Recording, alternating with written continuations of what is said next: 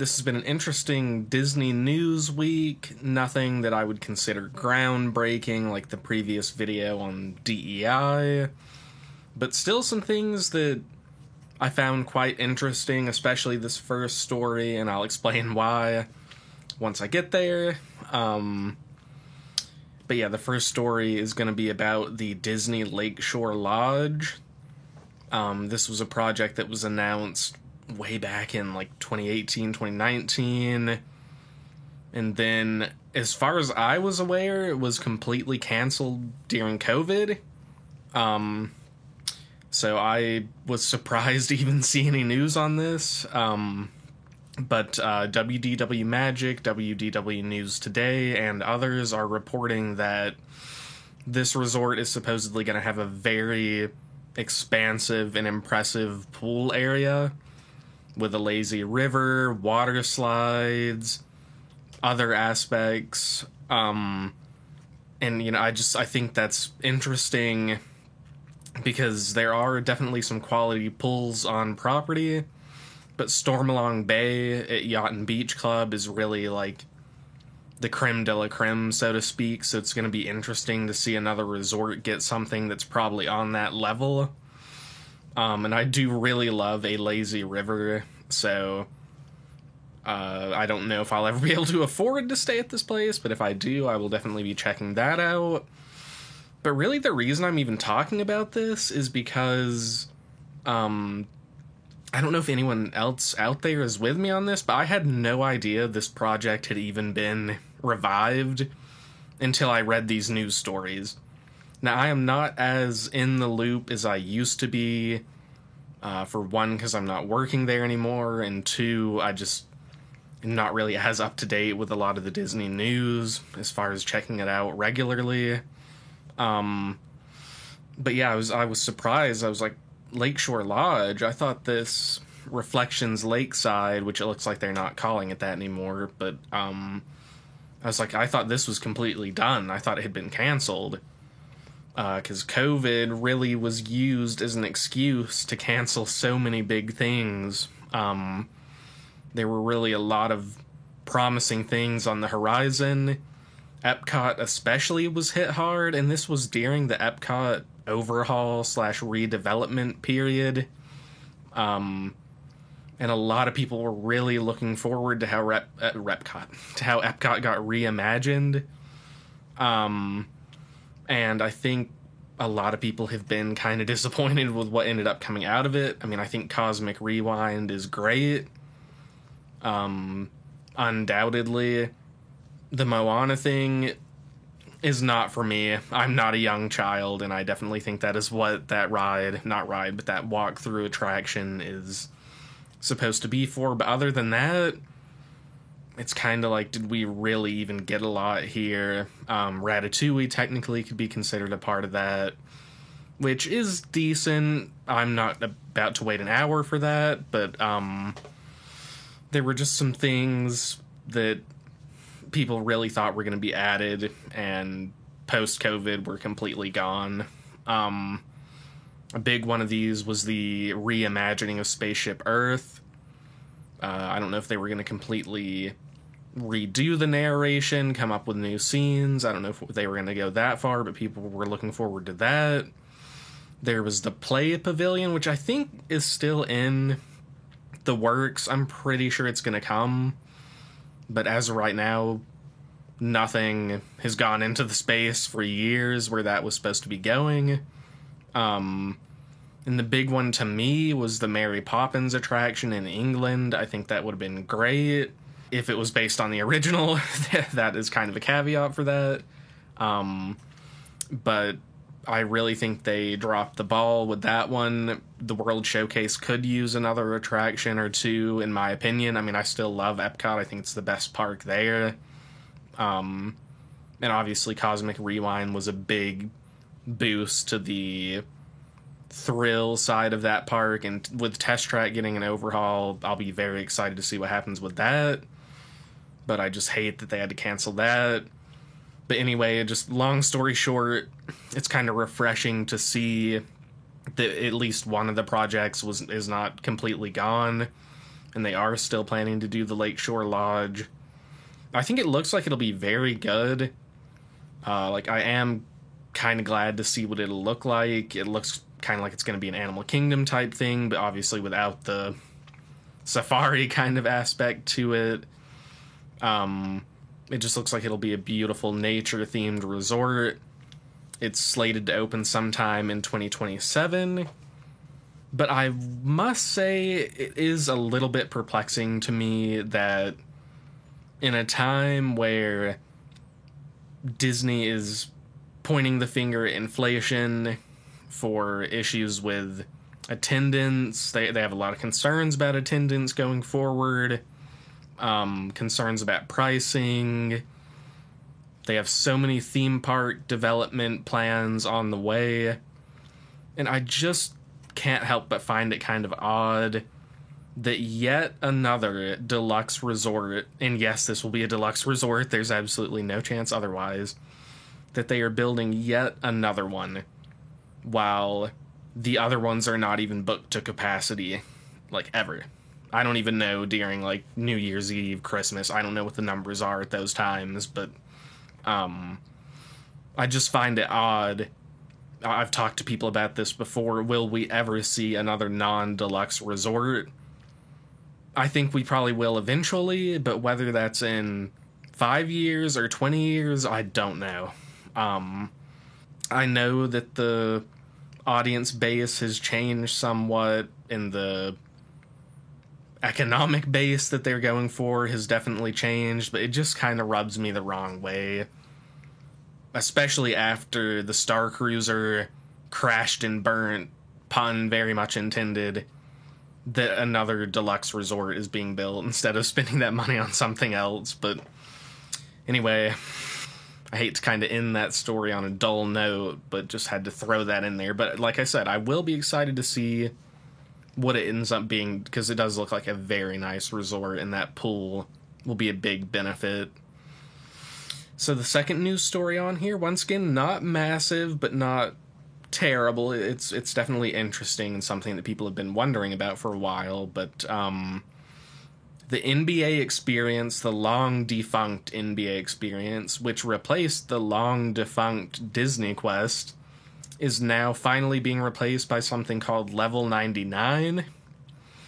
And this is being reported by WDW News Today, All Ears, other news sources. And I went through the company website a bit and just kind of read what other people are saying as well. And it's really kind of being described as like social gaming. Not gaming in like the get on a computer or on a console type sense, but it's like escape room-esque, where it's a physical set piece type thing and you have to complete challenges. It's kind of a competitive type thing in some of the scenarios. But yeah, kind of like I said, escape room-esque. Not really the same thing at all, but just within that same vein. Something interesting here, though, is that they serve what I would call bar food and drinks. And this is based on what I could find at the other locations. They only have 2 locations in the Northeast.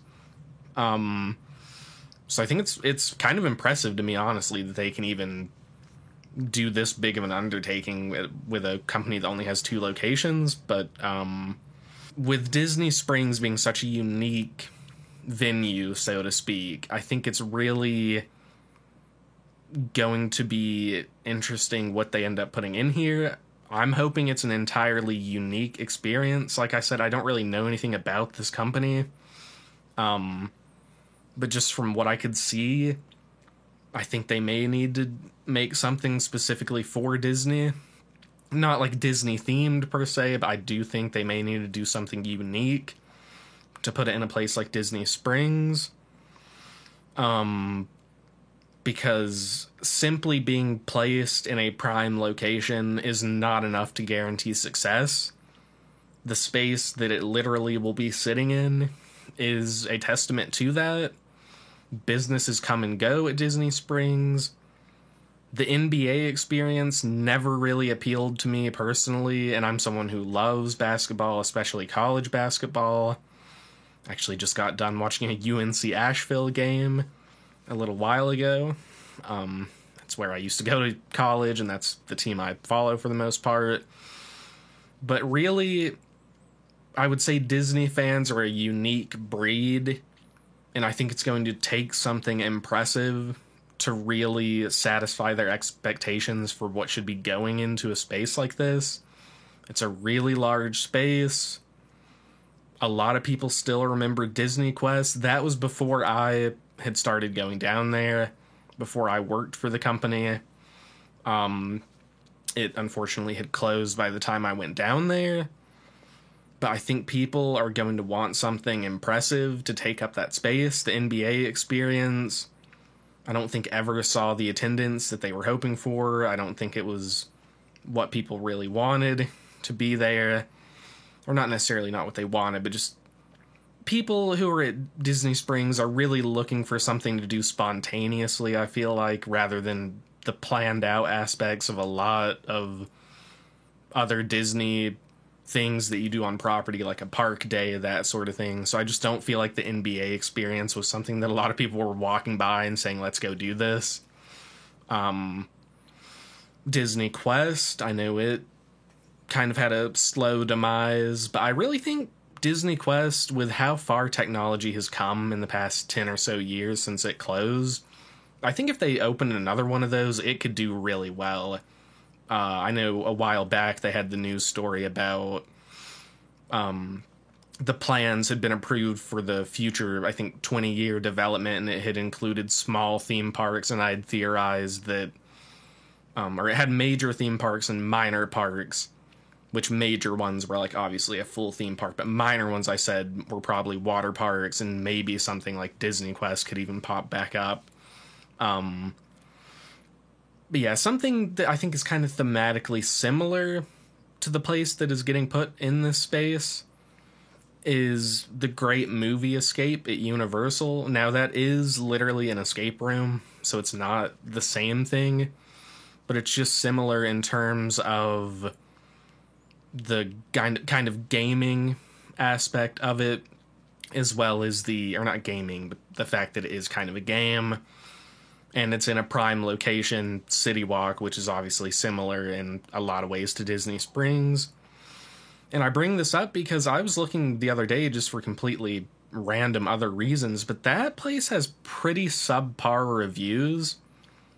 People especially complain about the pricing. So I think Level 99 needs to be careful not to fall into those same issues.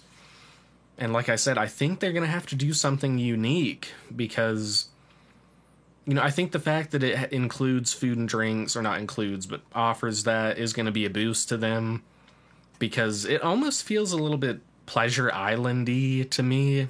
That was a place that I never got to experience firsthand either, but a place that I've read and seen a lot about. And something like this feels like more of a social venue, which I do like that. I feel like Disney Springs has become a little bit uppity for me. I can't afford most of the shops there anyway, but there are a handful of places that I really like.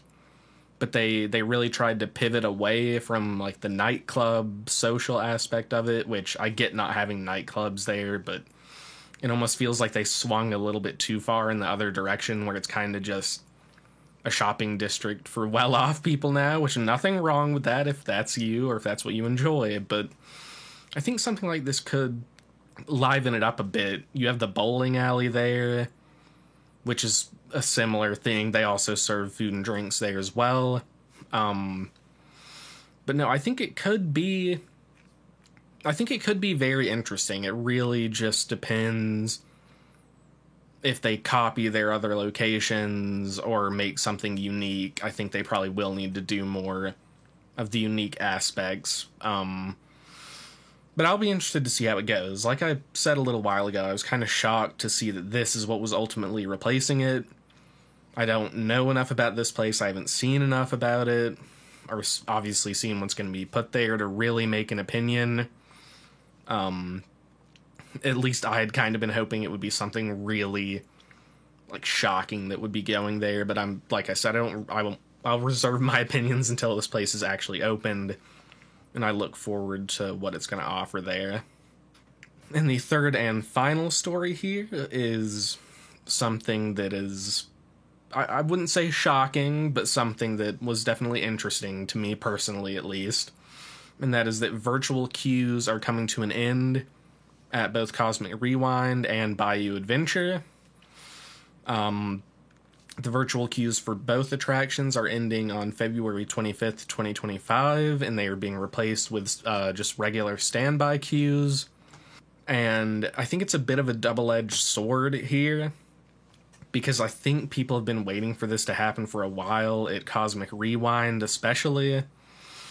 Because on one hand, now you will be able to go on the ride more than one time a day without having to pay for it. Because prior to this, you had to have the virtual queue and you could only do it once a day.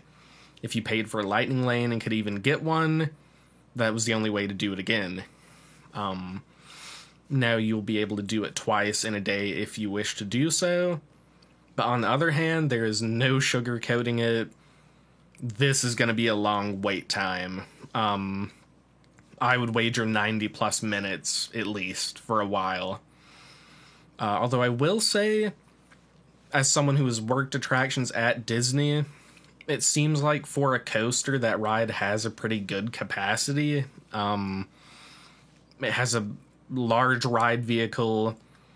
It seems like they do a pretty good dispatch there. They check your restraints pretty quickly and get you going pretty quick. I don't know what the exact numbers are, but I would wager it's not as bad as something like Slinky Dog Dash or Rock and Roller Coaster, maybe even Space Mountain. But no, it's still going to be a long wait with the popularity, because it is still the shiny new thing at Disney World, especially at Epcot. And I think that'll be that way for at least a couple more years. When some of the other things begin opening that they announced at the Horizon Showcase. But the reason this is so interesting to me is because I think in some ways it shows a difference in guest sentiment and just how guests received both of these attractions. When you take into account that rides that were released literal years apart from each other are having their virtual queues ended on the same exact day. On one hand, you have one ride that is considered to be the best thing Disney has released in recent years, with a lot of people considering it the best theme park attraction ever, or at least best theme park attraction in Disney history. I don't personally think that, but it's close, though. But on the other hand, you have an attraction that I'll just leave that rant for another video, but you can probably see where I'm going with that. I definitely understand that Bayou Adventure technically isn't a brand new attraction, because it is obviously based on the same ride system as Splash Mountain. It's literally in the same space. I think they may have changed the water speed a little bit. That's a rumor that's been going around. They probably have to make you go by some of those empty walls with nothing there a little bit faster than you used to, when it used to be full with animatronics in that space. But yeah, because of that, I wouldn't expect it to have as long of a run as a ride like Cosmic Rewind on virtual queue, but I do still find it interesting that for these two rides that, like I said, opened in such a long span from each other, one of them only had virtual queue for a matter of months, while the other one lasted nearly 3 years on virtual queue. They felt like it needed to have it for that long, which might be the longest virtual queue in Disney history. I'm honestly not sure about that. It probably is. But yeah, I think it is still Splash Mountain to me, but I think Tiana's lasted 8 months, maybe. I thought it would have at least lasted a year. But like I said, I think that discrepancy is due to the reception of the fans on this and the popularity of both of those. And I do think Splash Mountain will always be popular because it is Splash Mountain, even though it's technically not anymore. that ride system is just going to be fun no matter what. But I think if things had been done a bit differently here, we probably would be seeing a virtual queue at Tiana's for at least longer than this, at least a year. I think it would have made it at least that far. But anyway, that's a digression, a discussion for another video. But yeah, definitely let me know what you think about the virtual queue ending on those in the comments, because I'm personally excited that it will be a possibility to go on Cosmic Rewind twice in a day, if desired. Like I said, I think it'll be a long wait, but if you get late into the evening when people start to go into the World Showcase pretty heavily, especially right before fireworks, you might be able to get onto this thing in 20-30 minutes or so. I don't know, but we'll have to find out. But anyway, that's going to be it for this video. Just 3 quick news stories there, some interesting stuff. I should have some videos coming out soon, and I'll see you next time.